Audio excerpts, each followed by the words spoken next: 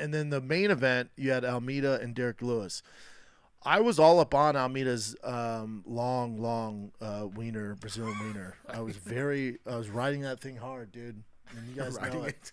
You know it. And I was all in on this guy. I was all on this guy and that beautiful, gorgeous body that he owns. And then he fought Derrick Lewis, and it was 5 rounds of a straight up Brazilian Jiu-Jitsu match. He inflicted no damage. This is where people get confused. They're like, man, he can wrestle. Yes, against Rosenstruck, against Derrick Lewis, he can wrestle.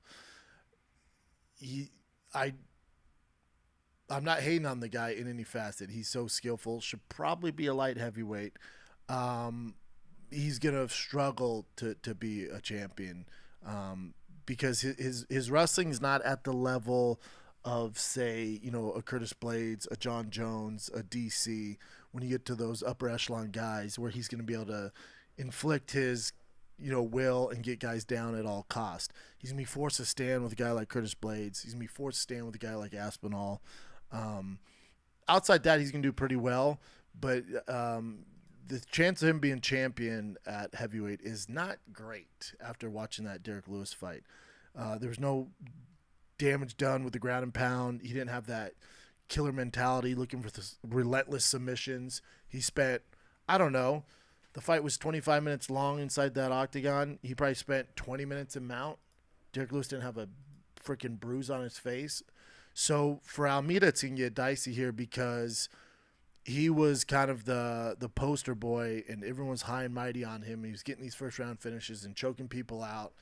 And then you see the nasty side of the UFC brass when things like this happen in main event. Now he's going to learn, I need to switch up my fighting style because and I wouldn't even say he's going to be disciplined because he's supposed to fight Curtis Blades in the first part. And the only reason he's fighting Derrick Lewis is because Curtis Blades got hurt.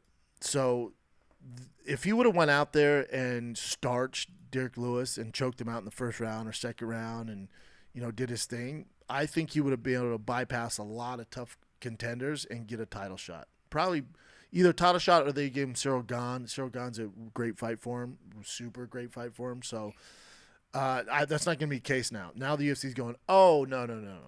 You're getting Curtis Blades next.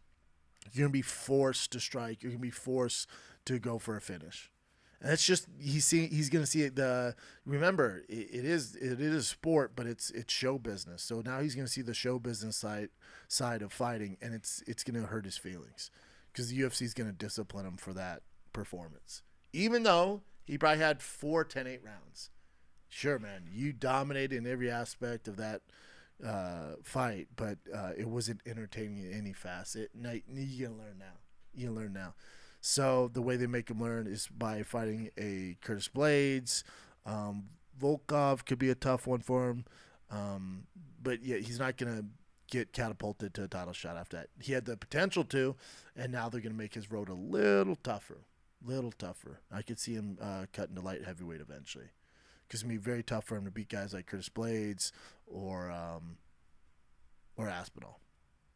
And also, your boy Pavlac's hips isn't too bad either.